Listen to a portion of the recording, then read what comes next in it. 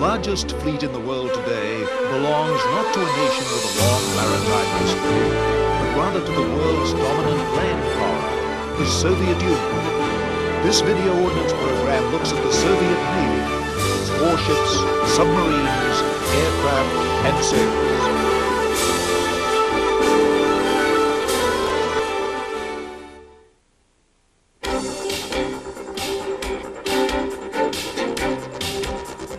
The modern Soviet Navy is large and powerful. It is undergoing changes that will alter the way it operates, as well as the kind of ships, submarines, and aircraft it will use. This Navy is no stranger to change. It has undergone many profound and often bloody changes in the course of its turbulent history. Russia's naval history can be traced back to Tsar Peter the Great, who built its first large fleet. Peter's fleet eventually won naval supremacy in the Baltic Sea over Swedish forces. For the next 200 years, the Tsars sustained Peter's dream of a powerful Russian fleet. But imperial decay in the early 1900s and the rise of a strong Japanese navy checked Russian expansion in the Pacific in a stunning defeat of the Russian fleet in 1905. The humiliating defeat at the hands of the Japanese prompted a modernization program that provided the Russian fleet with a force of over 75 capital ships. When war broke out with Germany in 1914, the fleet was penned into its bases, hard-pressed to influence the desperate battles of the Russian army on land. Tsar Nicholas II was blamed for the unpopular war and the staggering losses suffered by Russia. Revolution followed. Sailors of the Russian fleet were in the vanguard of the revolution. In 1917, the cruiser Aurora fired on the Winter Palace of the Tsar, marking the beginning of 4 bloody years of revolution and civil war. Shown here in Soviet reconstruction, sailors from the Baltic fleet took over the palace. Elements of the Navy fought on both sides. Admiral Kolchak led the White Russian forces in Siberia, but many sailors supported the victorious Bolshevik forces.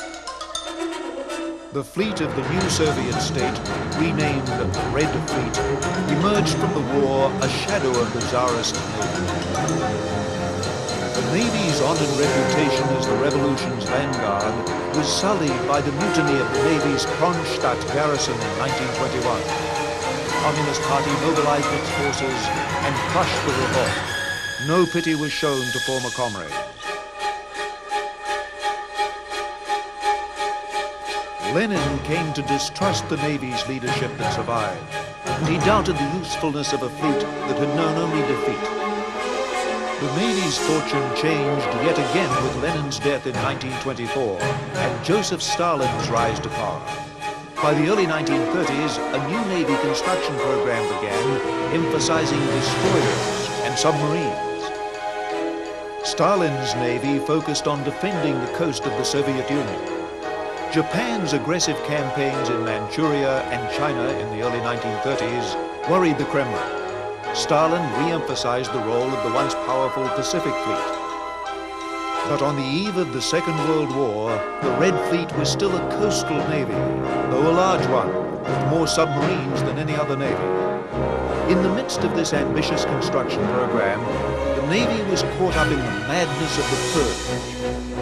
Every admiral and half of the other officers were imprisoned or executed. The Soviet Navy had hundreds of new ships, but few competent officers to sail them. It couldn't have come at a worse time.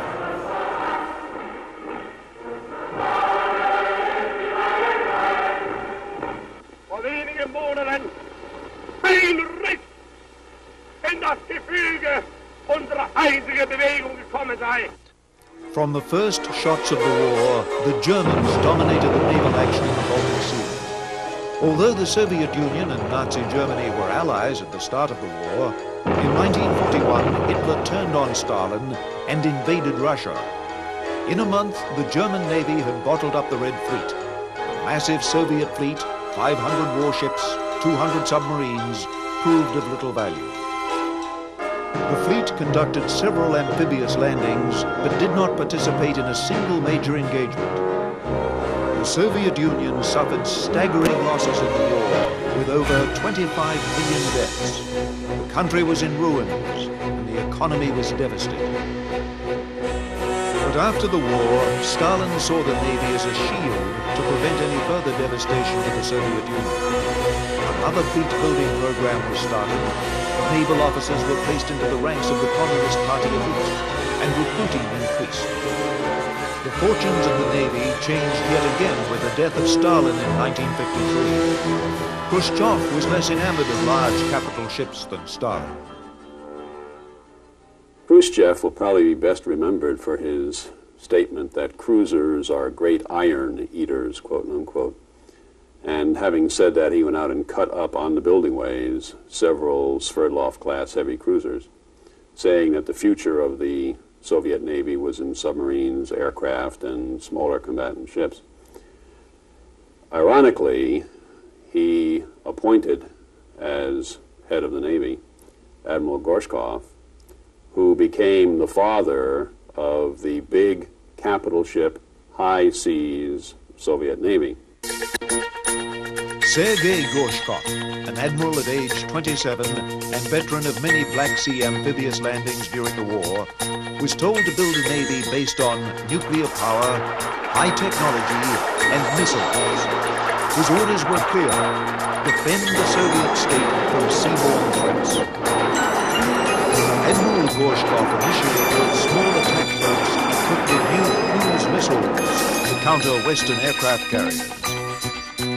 The deployment of the United States ballistic missile submarines reoriented the Soviet Navy's shipbuilding program and its priority.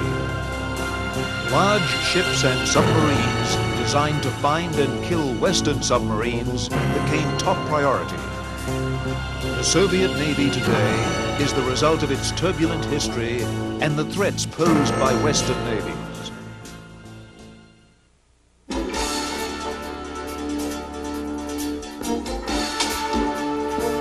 The Soviet Navy's operations are dictated by the confines of Soviet geography. The Navy is divided into 4 remote and scattered fleets. The Baltic and Black Sea fleets are enclosed seas with narrow exits controlled by NATO.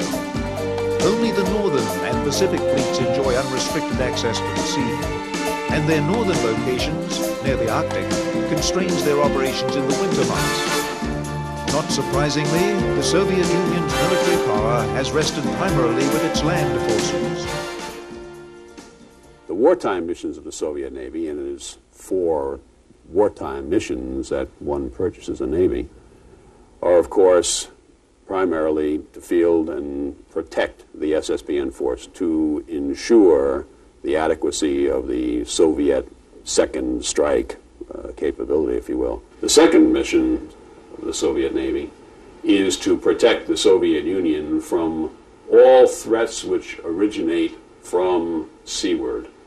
Now those threats, of course, are the classic threats posed by an enemy navy approaching your coasts, but they also involve the threat posed by bombers, cruise missiles, and other aerodynamic vehicles, even to include ballistic missiles, approaching your coast from seaward. And the third wartime mission of the Soviet Navy is to provide support to the ground forces. And that support can take the form of protecting your own sea lines of communications, to interdicting the enemy's sea lines of communications, to, of course, providing amphibious support, or gunfire support, or just coastal protection, protecting the flank of the ground forces.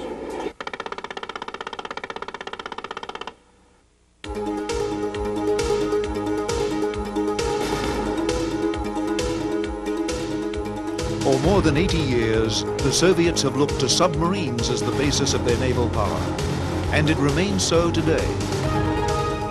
No mission is more important to the Navy than deploying submarines equipped with nuclear ballistic missiles. These submarines play a central role in Soviet war planning. The Soviets will probably use their SSBN force to a limited degree in a first strike and continuing early strikes. But for the most part, the SSBN force will be, as it has historically been, the strategic reserve of the Supreme High Command of the Soviet Union. Most of the SSBN tubes, we feel, will probably be held in reserve for later strikes or for what the Soviets call inter-war use, for use later on in hostilities as a strategic reserve. The Soviets have 6 very modern ballistic missile submarines called Typhoons. It is a huge submarine, the largest ever built. It displaces 25,000 tons. It is almost 1.5 football fields in length.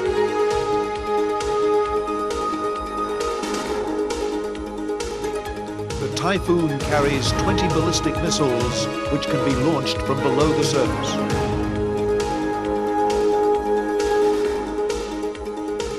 So important is the Soviet Navy's nuclear strike mission and the Typhoon's role in it that President Gorbachev paid a visit to one early in his tenure as head of the Soviet Union.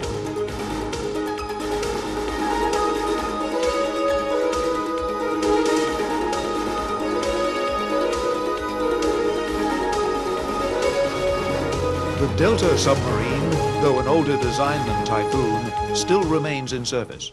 Right now, the only class of SSBN being built is the Delta IV class, armed with the SSN-23 missile, which again is a missile of over 4,000-mile range and multiple warheads, but perhaps most importantly, it is a highly accurate missile, the first Soviet submarine-launched ballistic missile with enough accuracy to be able to target our ICBM fields. The Soviet Navy has approximately 60 ballistic missile submarines, and they account for nearly 1/3 of the Soviets' strategic weapons arsenal. Soviet submarines like Typhoon are built differently from those of the United States. They have a hull within a hull, which restricts space, but provides the Soviet submarines with protection against torpedoes. The U.S. ballistic missile firing submarines, like the Ohio class, are quieter, sleeker, and technologically superior to their Soviet counterparts. The more modern SSBNs, of course, have ballistic missiles with a range capability well in excess of 4,000 miles and multiple warheads, and because of the range of the missiles, they are able to remain in Soviet territorial waters to conduct their patrols. These missile patrol areas are used by the Soviet submarines for other reasons as well. We do know that they like to operate closer to home. That may not be a matter of choice. That may be a matter of having to have navigational aids closer to home or something like that. Now, in addition, they know we hunt them, so that's another reason to stay home. The prying eyes of Western navies are always in search of the elusive Soviet ballistic missile submarines. Protecting these strategic submarines at sea is the mission of the Soviet Navy's torpedo attack submarines. The Soviets possess 60-some-odd nuclear-powered torpedo attack submarines, about half of which are modern quiet submarines, the latest class of which, the Akula class, and there are roughly a half a dozen of those active, operational in the Soviet inventory today, are very quiet submarines indeed. Akula, which means shark in Russian, is typical of many of the Soviet attack submarines. They can dive more deeply than their Western counterparts. It looks as though the crews are smaller than ours. When they lost the Mike, they announced a very small crew, surprisingly small for the size of the sub. The interpretation has to be that the submarine was somewhat more automated than we would expect, but also quite possibly that the sensors were simpler, so they didn't need as many people to handle them. Now, that doesn't mean they're better. It means they won't do some jobs that we do. Soviet attack submarines are not as capable as those of the United States, the United Kingdom, or France. They are noisy, so they are more vulnerable. But The Soviets are making significant advances in their top-line submarines, making them quieter, and therefore less vulnerable. They have created, within the limitations of their own technological base, a very quiet, very capable submarine in the Aquila. It is not as quiet or as capable as our first-line nuclear-powered torpedo attack submarines. It is still a tail chase. The Soviets are still behind us, but they are a lot closer to the tail today than they were 10 years ago. The Soviets have a large arsenal of both nuclear and diesel attack submarines. The Navy uses these attack submarines to defend the homeland against attack by the West.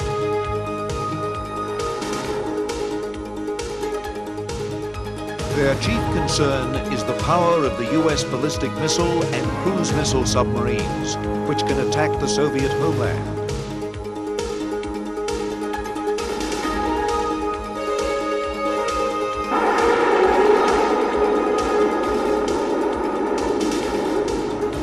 Defending the homeland also means defending it against threats posed by aircraft carriers and missile-equipped surface ships.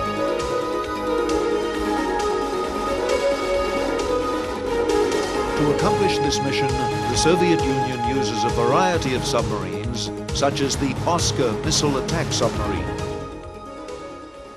At the moment, the Soviets operate over 40 cruise missile attack submarines, nuclear and diesel-powered cruise missile attack submarines, capable of firing missiles varying in range from 35 nautical miles and 70 nautical miles and 150 nautical miles and up to as much perhaps as 250 nautical miles. Nuclear-tipped missiles whose primary function is to attack surface ships. This is a class of submarine which doesn't exist in the West. The Soviet submarine force, like the country, is huge, with 317 submarines in service. Though they operate around the world, this force has a decidedly defensive orientation.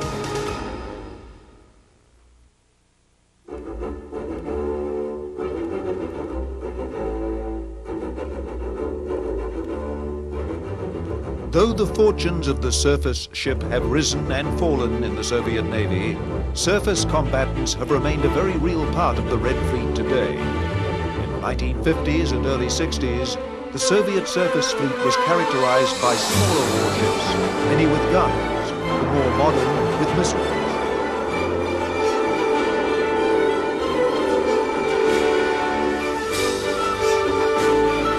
Larger warships bristled with weapons. Large caliber guns, automatic cannon, torpedo launchers, and missile rails. But the Soviets worried that their ships would face the more sophisticated ships and subs of the West. In the early 1960s, the Soviet Navy began to modernize its antiquated surface fleet with warships like the Kinder-class cruiser and other radically new designs. These ships were designed specifically to counter the threat posed by the Western navies.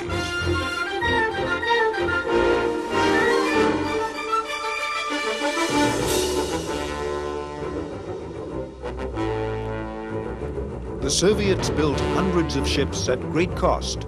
A popular innovation was the addition of helicopters to help find submarines.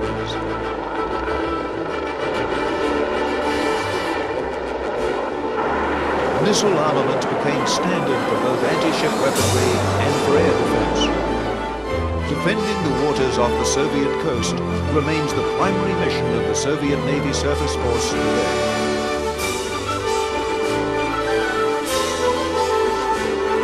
Compared to their Soviet counterparts, American surface ships are sleek and seemingly devoid of weapons. The decks of Soviet ships bristle with weapons, guns, missile tubes, and rocket launchers. There are several reasons why they have a large number of weapons. Reason number one probably is they don't have very good centralized command and control. And that means that if they're interested in defensive weapons, whatever threat they're shooting down probably will get pretty close before they engage it. So they need a lot of shots at it. The chance that any one weapon will knock down whatever is coming may not be all that great. So they want a lot of weapons. If the weapons aren't very well coordinated, then they can't afford to limit the numbers. In addition, they don't really expect to replenish their ships at sea. For that reason, they don't have to leave a lot of open deck area to handle equipment, to handle stores that they would transfer at sea.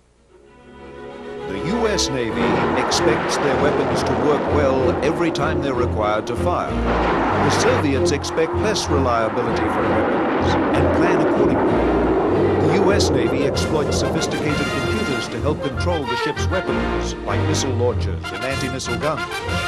Shortcomings in their civilian electronics industry force the Soviets to place less reliance on these technologies.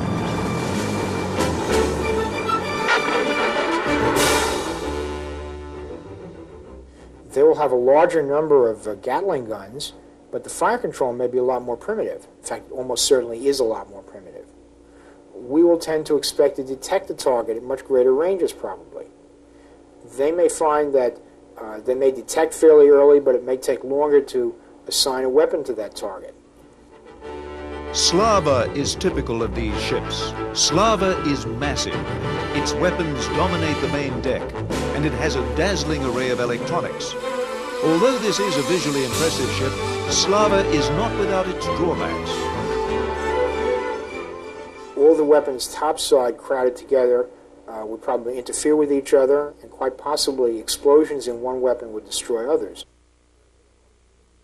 It's very difficult to believe that a direct hit on a missile tube, for example, wouldn't cause extreme problems.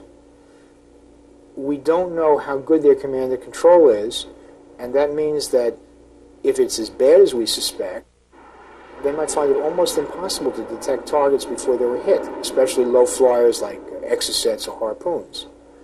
So we would be very skeptical of their ability to survive in combat.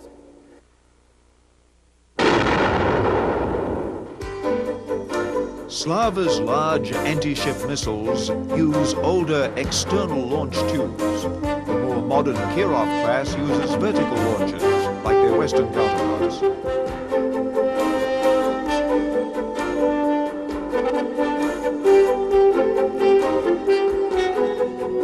Except for American aircraft carriers, the Kirov battle cruisers are the largest surface warships built since the mighty battleships of the Second World War. The Kirovs are nuclear-powered and are considerably larger than their nearest American counterpart, the Aegis cruisers. The Udaloy is a new class of Soviet destroyer, primarily designed to locate and destroy submarines. The large missile tubes located amidships contain SSN-14 Silex missiles to carry out this mission.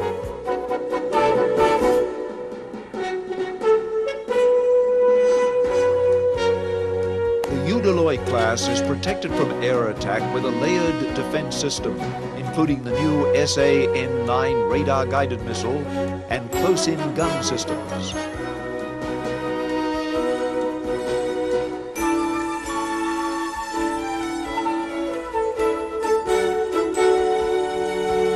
The Udaloys carry Kamov 27 Hormone helicopters to assist in hunting out submarines, using their dipping sonar and sonar buoys.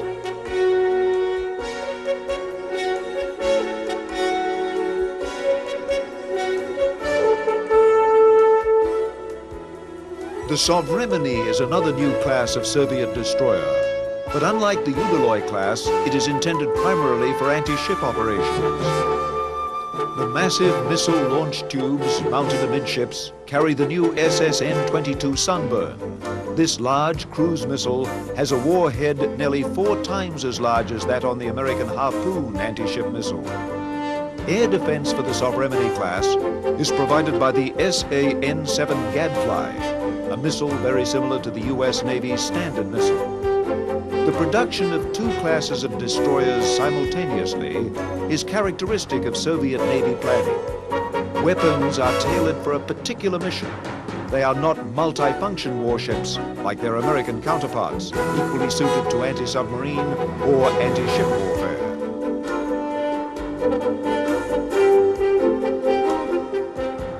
Since the 1960s, the Soviet Navy has gradually begun to build up a new capability, aircraft carriers. The early Soviet carriers have an unusual configuration. half carrier, half cruiser. The Soviet Navy has only lately come into the carrier business. They now, however, have 3 different classes of aircraft carrier, either operational or fitting out or under construction. Operational are 4 carriers of the Kiev class, small carriers by modern standards, but equivalent in size to our largest World War II aircraft carriers. They operate vertical takeoff and landing aircraft, are not capable of operating the high-performance aircraft found on U.S. aircraft carriers. There are 4 of these. There are also 2 of what had been referred to as a Tbilisi class. The Soviets have changed the name of the lead ship in that class to Admiral of the Fleet Kuznetsov, so it's now the Kuznetsov class. The first of these became operational this year, was accepted by the Soviet Navy this year, and will probably deploy to the Northern Fleet and become fully operational later on in 1991. The second unit is fitting out. These are ships which are somewhat bigger than our Midway class, but somewhat smaller than our Forrestal class aircraft carrier. They are capable of operating the latest in high-performance tactical aircraft, the Sukhoi Su-27, the MiG-29, the Su-25 Frogfoot, all have operated from the deck of the Kuznetsov. These are aircraft which are comparable to any aircraft we have in the fleet today, a marked upgrading of capability for the Soviet Navy. Interestingly, that is not the end of the Soviet carrier program. There is building on their carrier building ways right now the first Soviet nuclear-powered attack carrier. Besides carrier-based aviation, the Soviet Navy operates a sizable land-based aviation force, equipped with aircraft such as this Bear bomber. Yet for all the sophisticated equipment of the Soviet Navy, its capabilities are limited by the shortcomings of its conscript sailors. The reason they do poorly is not because their equipment is awful, because it's not. It's, in some cases, very good. The reason they don't do well is because of the sailors at sea. If you look deeply into their eyes, you see Soviet sailors who are a little bit disgruntled about their position in life and a little bored with their existence of day after day at sea doing one job. And the Soviet Navy suffers because these sailors, unlike ours, are incapable of doing much more than that. It's the weakest point of the Soviet Navy, and it will take a decade or more in order to cure. Racing to meet the technological challenge of the West, the Soviet Navy confronts the need for profound change. The way the Kremlin responds to these challenges will shape the future of the Red Fleet.